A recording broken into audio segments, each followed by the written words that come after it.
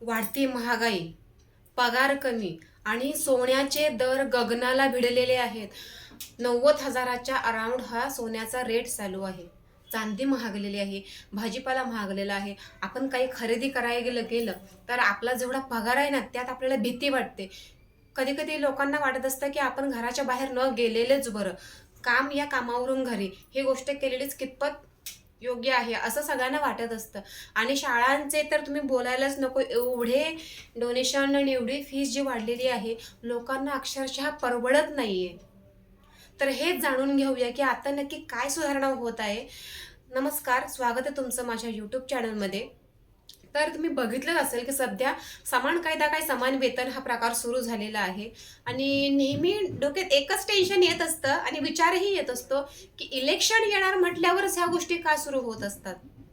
आता तुम्हाला माहिती नसेलच, काही लोकांना माहिती असेल, की केंद्र सरकारने गेल्या 2024 ऑक्टोबरमध्ये वेतनवाढीचा काहीतरी कायदा आणला होता आणि तो अजूनही लागू झालेला नाहीये. केंद्र सरकारने चालू केलेला आहे तो, पण तो एप्रिलपासून चालू करणार आहेत. म्हणजे ऑक्टोबरमध्ये तो कायदा आणलेला आहे आणि ऑक्टोबरपासून मार्च महिन्यापर्यंत जे त्यांचं थकीत जे आता समजा जर ऑक्टोबरपासून सुरू झाले, तर त्यांचं जे वाढीव पेमेंट आहे ना, ते त्यांना एकदम एप्रिल महिन्यामध्ये दिलं जाणार आहे. म्हणजे एवढी फास्ट प्रोसेस आहे केंद्र सरकारची. पण आपल्या महाराष्ट्र सरकारने 2015 पासून वेतनवाढीचा निर्णय घेतलेलाच नाहीये. म्हणजे तुम्ही विचार करू शकता 2015 पासून हा प्रकार थांबलेला आहे. आणि मला आश्चर्य वाटतं, कारण कसं आहे ना, जेव्हा कुणी एक नॉर्मल व्यक्ती कामाला जातो ना, तेव्हा त्याला 12,000 किंवा 10,000 ह्याच्यावरती कुणीही पगार देत नाही. शिकलेला, खूप शिकलेला जरी मुलगा असेल ना, ज्याने एम.कॉम, बी.ए. आणि फलाना एम.बी.ए. वगैरे जरी केलं असेल ना, नॉर्मली जरी तो जॉब बघायला गेला ना, तर त्याला 15,000च्या वरती सुद्धा पेमेंट कोणी देत नाहीये. ही सध्या परिस्थिती चालू आहे. खूप बेकार कंडिशन आहे. बी.ए. केलेल्यांची तर वाटच लागलेली आहे. बी.ए. वाल्यांची तर बोलूच नका. नॉर्मली जॉब शोधायला गेलं का 15च्या वरती कोणीही जॉब देत नाहीये. आणि हॉस्पिटलमध्ये तर एवढी कॉन्ट्रॅक्ट भरती सुरू आहे ना, तिथे सुद्धा 12,000च्या वरती पेमेंट चालू नाहीये. आणि त्यांच्यावरती जे परमनंट जॉब करतायत ना, ते त्यांच्यावर राजा बनतात. म्हणजे विचार करा, कॉन्ट्रॅक्टवाले तर पैसे खातात असं म्हटलं जातं. म्हणजे हे खरं आहे की खोटं काय माहिती नाही. पण 2015 पासून आता 2025 आलं आणि आता सध्या हरकती मागवण्यात आलेल्या आहेत. समान वेतन समान कायदा हा त्यांनी चालू करायचं ठरवलं ह्या 2 महिन्यामध्ये. आणि हरकती मागवतायत. आता देव जाणो हे होईल का नाही लवकरात लवकर. कारण काय करणार, माणूस आता सोने खरेदी करायला गेला ना, की विचार करतोय 50-40 हजार कुठे होता आणि तो झपकन 1 वर्षामध्ये झपकन 90,000च्या आसपास येऊन पोहोचलेला आहे सोन्याचा दर. भाजीपाला तर तुम्ही बघतायच. बाकीचा आपला किराणा माल तर तुम्ही बघताच. पोहे आपण आणायचो 40 रुपयाने पोहे ना, ते पोहे आता 60 रुपयाला मिळतात. म्हणजे 20 रुपयाचा वाढ झाली. जिथे कुठे आपल्या ज्या महिला हाऊसवाईफ आहेत, जे कुठे 500-1000 रुपये जे वाचवायला बघायचे ना, त्या बिचारांचे ते पैसे सगळे तिकडेच जात आहेत. मी तुम्हाला लास्ट टाइम माझा व्हिडिओ दाखवलाच होता. एक सांगितलं होतं, की माझ्या मिस्टरांचा पेमेंट किती आहे. त्या पेमेंटमध्ये आम्ही किती सर्व्हाइव्ह करतोय. खूप प्रॉब्लेम होतात. पण सरकारला हे का कळत नाहीये, ज्या पद्धतीने तुम्ही महागाई वाढवता, म्हणता की महागाई वाढलीच पाहिजे, त्याशिवाय प्रगती कशी होणार? हा मुद्दा जेव्हा तुम्ही बोलता, तेव्हा हा तुम्ही पॉइंट का नाही उभा करत, की नाही नाही पगार वाढ सुद्धा झाली पाहिजे. अक्षरशः जेव्हा पगार वाढीसाठी पुढे पत्र दिलं जातं ना, तेव्हा 500-1000 रुपये पगार वाढला जातो. 500 या 1000 रुपये यात वाढतच नाही कधी कधी. कधी कधी वाढतच नाही. आणि काही ठिकाणी काय म्हणतात, की आम्हाला परवडत नाही ह्या व्यक्तीला पगार देणं. तुम्हाला त्या व्यक्तीला पगार देणं परवडत नाही, पण त्या व्यक्तीला घरी खाणं पिणं सुद्धा परवडणार झालंय. म्हणजे त्याला ते डाळ भात जो खातोय ना, ते सुद्धा त्याला परवडत नाहीये. मुलांसाठी काही खरेदी करायचं म्हटलं ते सुद्धा परवडत नाहीये. शाळा शिकवणं तर अक्षरशः एवढं कठीण झालेलं आहे. 1-1 लाख रुपयाच्या वरती आता डोनेशन चालू आहे. आणि सध्या भरपूर अशा शाळा आहेत, की त्या आपल्या पॉलिटिक्सवाल्या यांच्याच आहेत. मला असा अंदाज येतो, की 70-80% शाळा तर जे आपले पॉलिटिक्सवाले आहेत त्यांच्याच शाळा आहेत. आणि काही ठिकाणी 35,000, 40,000, 50,000 तर काही ठिकाणी 1 लाख रुपयाचे डोनेशन्स आहेत टोटली. मिडल क्लास माणसाने मरावं असाच प्रकार केलेला आहे. आणि हा प्रश्न कळत नाहीये, की 2015 पासून 2025 पर्यंत वाढ बघायची गरजच काय? दर 5-5 वर्षाने वेतन वाढ केली जाते. दर 5-5 वर्षाने. इथे 10 वर्ष वाढ बघितली गेली. म्हणजे गरीब माणसाचा आत्मा किती पिळगटवून टाकलेला आहे तुम्ही बघू शकता. कारण पॉलिटिक्सच चाललेलं आहे. खूप धांदली चाललेली, खूप वेगळ्या प्रकारचं त्यांना, त्यात मला वाटतं वेळच मिळत नाही त्यांना की लोकांचे पगार वाढले पाहिजेत.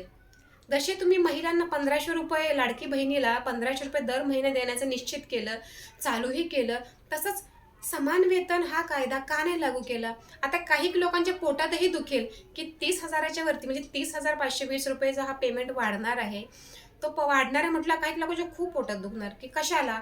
अरे पण तो कशाला म्हणजे काय? तो हा लोअर मिडल क्लास माणसाला मिळणारा पैसा आहे. ऑलरेडी जे अ, ब गटावर जे आहेत कामावर, त्यांना तर 40-50 हजार पेमेंट तर असतोच. ए ग्रेड, बी ग्रेड वाल्यांना असतोच असतो. पण बिचारे खाली क, ड वाले जे आहेत, खाली तळाला आहेत, त्यांना काहीतरी पगार मिळू द्या. ह्याच्यावर हे टीका टिप्पणी करणारे उभे राहणार आणि कुणीही लवकरात लवकर मला वाटत नाही की गरिबाला पैसा मिळू देईल. आणि तुम्हाला माहितीच आहे की काही ठिकाणी मालक वर्ग जे असतात ते मजुराकडून भरपूर काम करून घेतात, पण 10-12 हजाराच्या वरती पगार काय देत नाहीत. सध्या आय टी कंपनीमध्ये जे कॉलिंगला असतात ना बिचारे, आय टी पार्कला वगैरे, तिथे सुद्धा त्यांना 15-16 हजारच पेमेंट असतो. म्हणजे एवढं सगळं शिक्षण, एम ए केलेले, एम कॉम केलेले, बी ए केलेले सुद्धा एवढ्या पगारावरच काम करतात. म्हणजे अजूनही 20,000च्या वरती पगार कुठेही बघायला मिळालेला नाहीये. पण महागाई मात्र वाढलेली आहे. आणि म्हणतात कसे, महागाई वाढल्याशिवाय पर्याय नाही. महागाई वाढली ना की प्रगती होते म्हणे.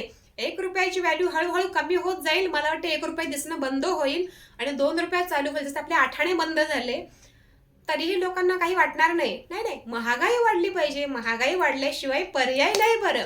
तिथे गरीबाचा जीव का नाही गेला तरी चालेल, पण महागाई वाढली पाहिजे. सोन्याचा दर अक्षरशः मला वाटत नाही की पुढे जाऊन लोक लग्न करताना आपल्या मुलीला सोनं देतील लग्नात. बेंटेक्सचं देतील 1 ग्रामचं, घेऊन जा बाळा, कारण 1,00,000 रुपये आता तर 90,000 आहे. 2-3 महिने 1,00,000वर सुद्धा जाऊ शकतं. म्हणतील बाळा काय करायचंय, चांगलं खा पी मज्जा कर, हवं असं तर कुठेतरी तुम्ही पैसे गुंतवा, पण सोनं वगैरे घेण्याच्या भानगड पडू नका. कारण आपण एकदाच, मी अनुभव घेतला, आपण जेव्हा सोनं घेतो ना, आपल्याला अक्षरशः ज्वेलर्स पण खूप लुटतात. खूप म्हणजे खूप लुटतात. त्यावेळेला ते काय आपल्याला क्लिअर रेट सांगत नाही. आणि वामन हरी वगैरे सगळे कुठले कुठले काय काय जे ज्वेलर्स आहेत असे पॉश वगैरे, तिथे मजुरी एवढी असते ना, 1500 रुपयाच्या आसपास मजुरी असेल. ते काय आपल्याला घेणं परवडत नाही. प्रत्येक 1 ग्रामवर जो तुम्हाला 1500 रुपये मजुरी पडली तर तुम्ही कसं घेणार? नाही परवडत. आणि नॉर्मल ठिकाणी आपण ज्या ओळखीचे आपले जसं पिढीने पिढी चालवणारे ज्वेलर्स आहेत, त्यांच्याकडून जर आपण सोनं घेतलं ना, तरी मोडायला गेलो ना, तरी ते आपल्याला त्यातही लुबाडतात. असे सुद्धा प्रकार चालू आहेत काही ठिकाणी. त्यामुळे कधी कधी वाटतं सोनं न घेतलेलं बरं.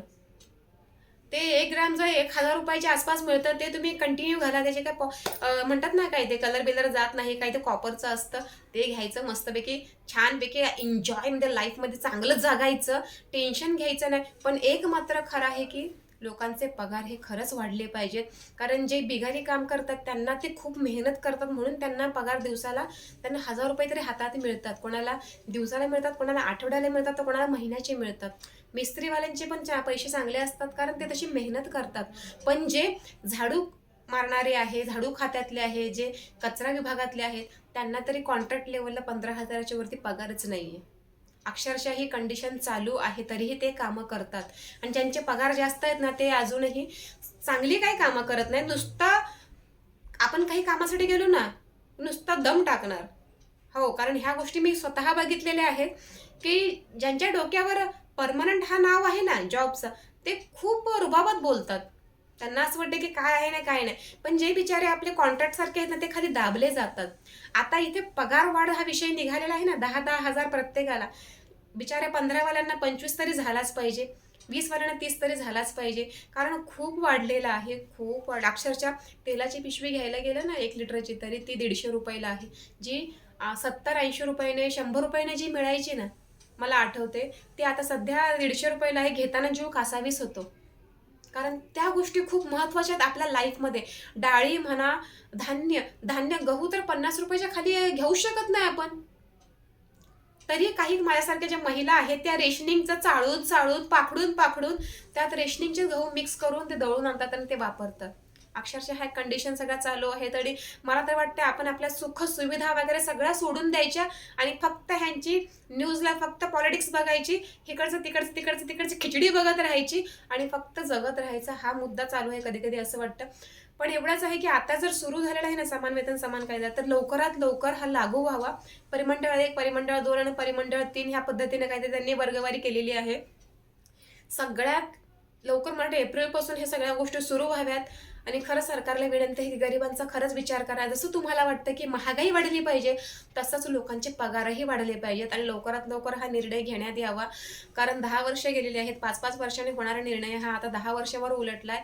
केंद्र सरकारने किती उत्तम केलेलं आहे की त्यांनी ऑक्टोबरमध्येच सुरुवात केली आणि आता एप्रिलपासून ते लागू करणार आहेत. आणि जे त्यांचं थकीत जे आहे ते सगळं त्यांना एप्रिलमध्ये सगळं त्यांना ऑक्टोबरपासून मिळणार आहे.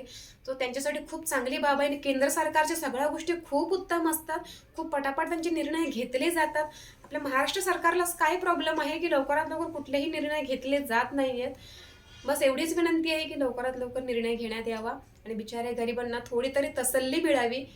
हाश की आता तरी काही गोष्टी आपण आपल्या मुलांसाठी करू शकू. तर धन्यवाद. आजचा व्हिडिओ बघितल्याबद्दल तुमचे खूप खूप आभार. पुन्हा भेटू एका नवीन व्हिडिओसह. आणि सगळ्यांनी हीच प्रार्थना करा की लवकरात लवकर सगळ्यांचे पगार वाढावेत.